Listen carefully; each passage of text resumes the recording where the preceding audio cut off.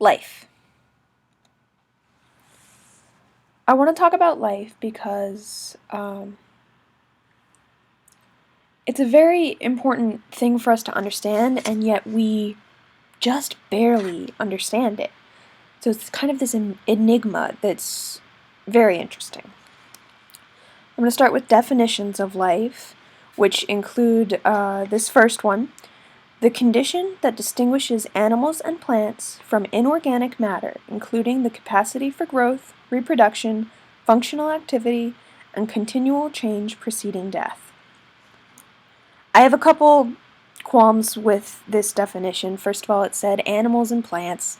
It should have said organisms. We know that there are living things that aren't in either of those two categories. And also, I'm not sure if these two are synonyms, but I would have said non-living rather than inorganic. And then it listed off the general characteristics for life, but I'm going to go over the more specifics in a bit. Here are two other definitions I found. One is the existence of an individual human being or animal. Again, they should have said organism, but this is like, my life is my existence. That's the context that they were going for. And then the period between birth and death of a living thing, especially a human being. I like that they said especially there, instead of being exclusive. This is a very interesting definition for those debating the abortion issue. This is a specific definition that makes you question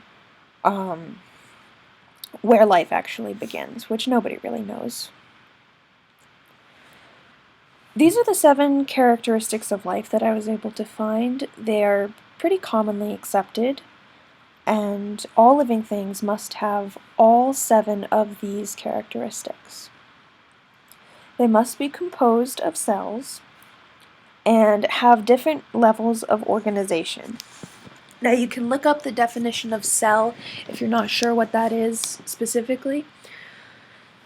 But by different levels of organization, this means the hierarchy from cell to tissue to organ system to body.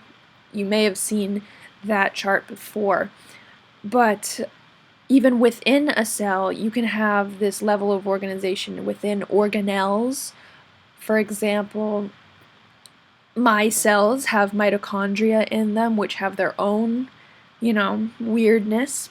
That's just one example of an organelle. And so different levels of organization I find redundant, because if you're composed of cells, then you have levels of organization.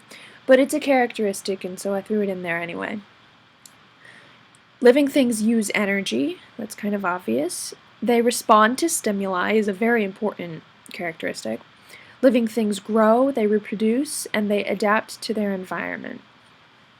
Reproduction is sometimes confusing because I know there are some of us who are sterile or infertile, and of course we're still alive. Reproduction, or the ability to reproduce, doesn't just refer to an individual. It refers to an entire classification. If you're a human being, human beings have the ability to reproduce in general. So human beings are classified as living things. That's how reproduction applies. And again, all of these characteristics must be present in order for something to be considered alive. And these aren't really partial life, but they meet some of the characteristics without meeting all of them. I want to point out that that is possible. It does happen, and these things are still not alive. The most famous example is viruses. Viruses actually meet every single characteristic except for one.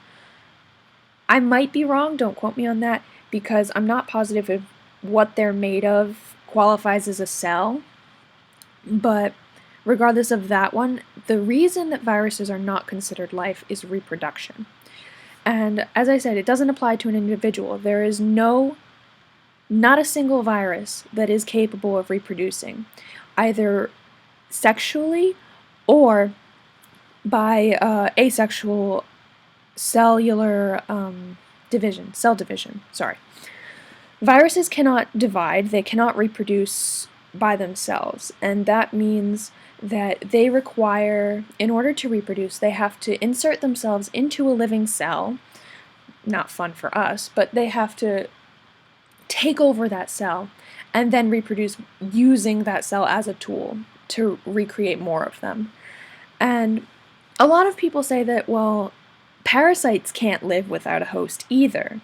I've heard that before, and that's not what we're talking about here, because a parasite can reproduce with another parasite. A parasite, let's say a single-celled parasite, if that exists, single-celled organisms divide their cells. So no living thing reproduces in the way that viruses do, and they are not considered living organisms.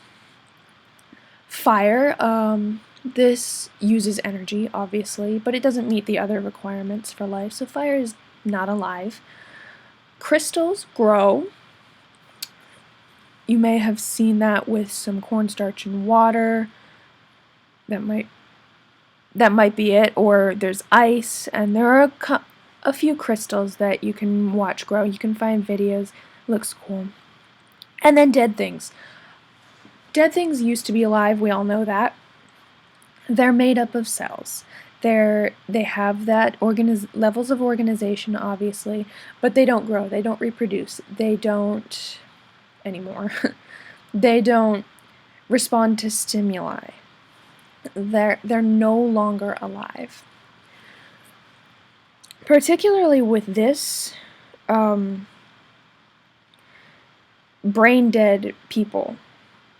Some people don't understand that when you're in a coma, or if you are in a car accident and you're being used for an organ donor, you are dead because you are no longer alive. You do not meet the characteristics for life anymore. You are dead. And these people do not respond to stimuli is one of them. And then depending on the condition, of course, they may or may not meet some other requirements, but that's the big one. Response to stimuli. When that's gone, you're dead. Sorry if that's harsh. Non-life. It's important to refer to inorganic material and objects as non-living as opposed to dead. And obviously the only exception is an organism that was once alive and is now dead. But everything else should be referred to as non-living. It may seem redundant, but opposites can sometimes be confusing. If it's not alive, a lot of people think that it must be the opposite, which is dead. The opposite of life is not death, but non-life.